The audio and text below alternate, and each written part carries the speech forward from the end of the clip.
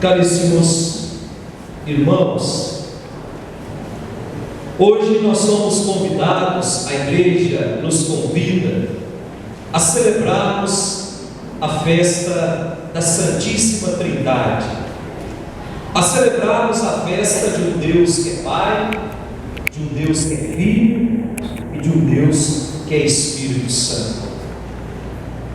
A festa que nós estamos celebrando hoje, ela de modo algum deve ser entendida como uma festa que tenta revelar ou que tenta decifrar o mistério escondido atrás de um Deus que se revela em três pessoas.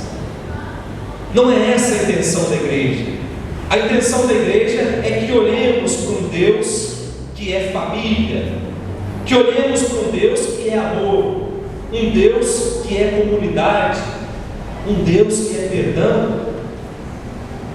A primeira leitura que nós ouvimos hoje, livro dos Provérbios, talvez seja um dos textos mais antigos do Antigo Testamento. O livro dos Provérbios foi escrito 1000 anos antes de Cristo, século X antes de Cristo. E o capítulo 8 do livro dos Provérbios, no qual nós lemos hoje, coloca um discurso na boca da sabedoria. Eu não sei se vocês compreenderam, dá a impressão que o autor apresenta a sabedoria como se a sabedoria fosse uma pessoa. Na verdade, ele usa de um artifício literário para convidar o homem a acolher e amar a sabedoria que vem de Deus.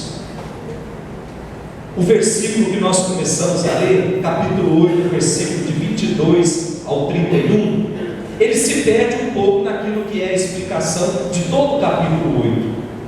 Então, do versículo 1 até o versículo 11, o autor fala onde é que essa sabedoria de Deus vai discursar. E ele diz que essa sabedoria vai discursar nas encruzilhadas, vai discursar no cume das montanhas, vai discursar na entrada das cidades. Depois do versículo 12 até o versículo 21, o autor apresenta aquilo que vai validar a palavra da sabedoria. E ele diz o seguinte: a sabedoria possui a ciência, a sabedoria possui a reflexão, a sabedoria possui o conselho, possui a força. E por fim, nós temos o texto de hoje, que começa no versículo 22 e vai até o versículo 31, em que o autor reflete sobre a origem dessa sabedoria e qual é a função dessa sabedoria no plano de Deus. E a afirmação ela é categórica no versículo 22. A sabedoria ela tem origem em Deus. Não é assim que começa a primeira leitura de hoje? O Senhor me possuiu como primícia de seus caminhos, antes de suas obras mais antigas. Portanto, a sabedoria foi a primeira obra que Deus criou. É o que afirma o livro dos Provérbios. Antes que existissem as obras mais antigas, Deus já havia criado a sabedoria. Deus já havia formado a sabedoria. Portanto, ela é uma obra de Deus. E nós vamos constatar isso a partir do versículo 24. E lá no versículo 30, o autor apresenta a sabedoria como sendo um arquiteto, como sendo aquela que ajuda Deus a construir o mundo, como sendo aquela que assiste ativamente a obra criadora, que vai assistindo enquanto Deus vai criando. Mas o trecho mais extraordinário dessa primeira leitura está no versículo 31. Onde é que a sabedoria encontra o seu prazer? Onde é que a sabedoria se realiza plenamente? Diz o autor: estando junto com cada homem e com cada mulher. Gente, nós precisamos entender uma coisa. Essa sabedoria que o autor fala na primeira leitura, ela não é fruto do acúmulo de conhecimento. Até porque, se fosse isso, eu faria lá 2, 3 faculdades e seria uma pessoa sábia. Essa sabedoria, ela não é sabedoria de saber, mas é sabedoria de sabor. É aquilo que vai dar sabor à minha vida. Por isso diz o autor que ela possui o conselho, ela possui a fortaleza, ela possui a ciência. Portanto, embriagado dessa sabedoria que vem de Deus, nós somos capazes de encarar a nossa vida com tranquilidade, de encarar os problemas com naturalidade ou com serenidade.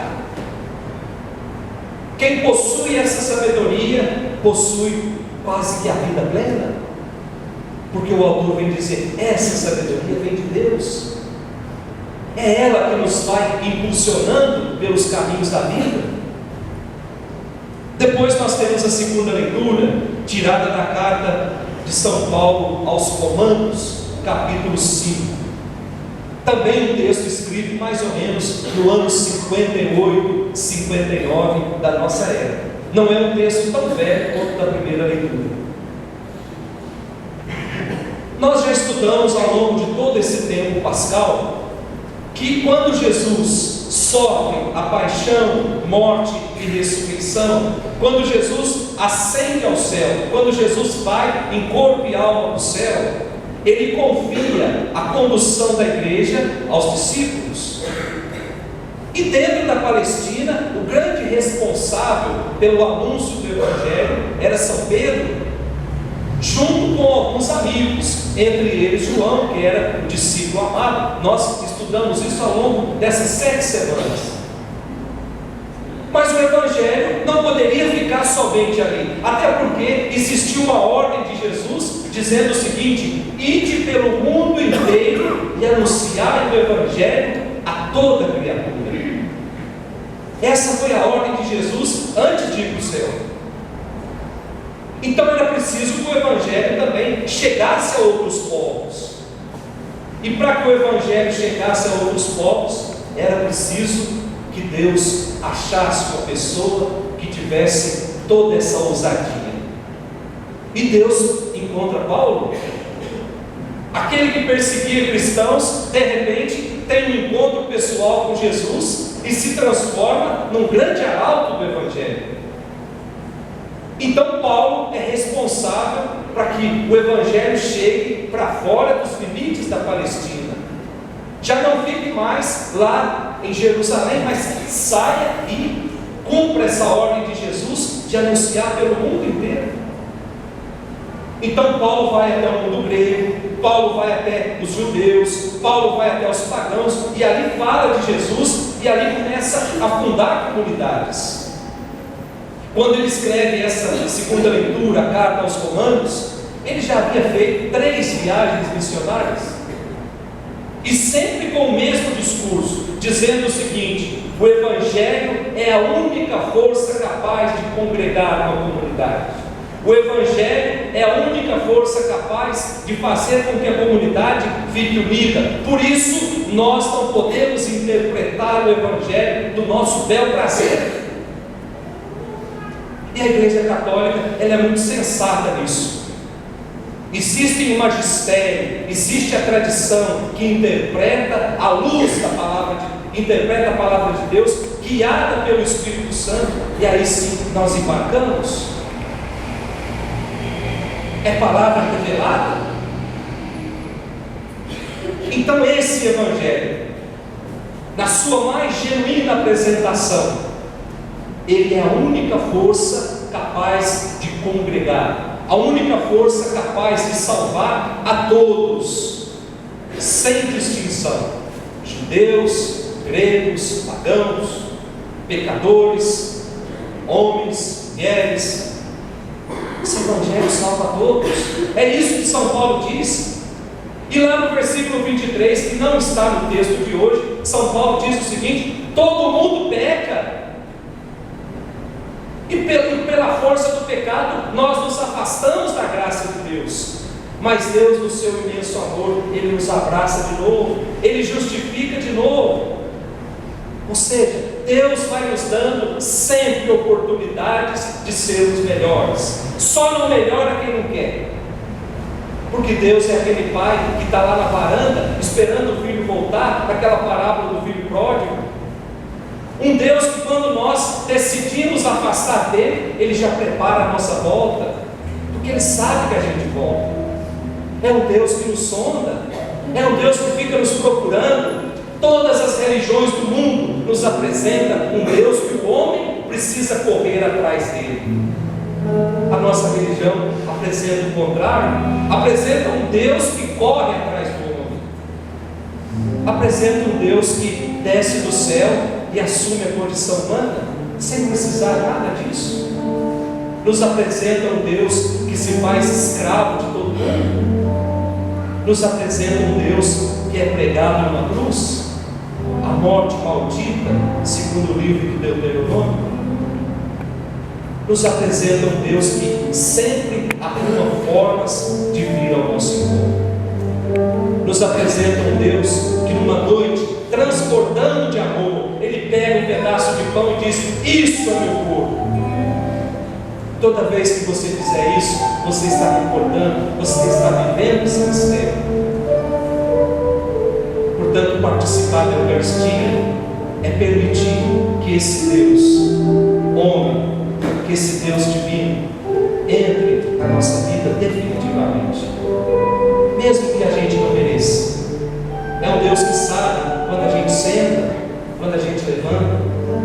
É um Deus que sabe quando eu me decido pecar. É um Deus que sabe de tudo, mas é um Deus que nos deixa na liberdade. Quer pecar? Pegue, mas saiba que eu vou estar esperando. Saiba que o abraço do Pai vai estar sempre aberto. Por isso, é um Deus que sempre quer estar junto conosco. Celebrar a Eucaristia é celebrar esse Deus que nos sonda sempre, esse Deus que quer arrumar um jeito de estar junto conosco, porque sabe que a gente ainda tem jeito, nós temos cura. As nossas imperfeições, elas não são maiores do que a certeza de que Ele nos ama sempre.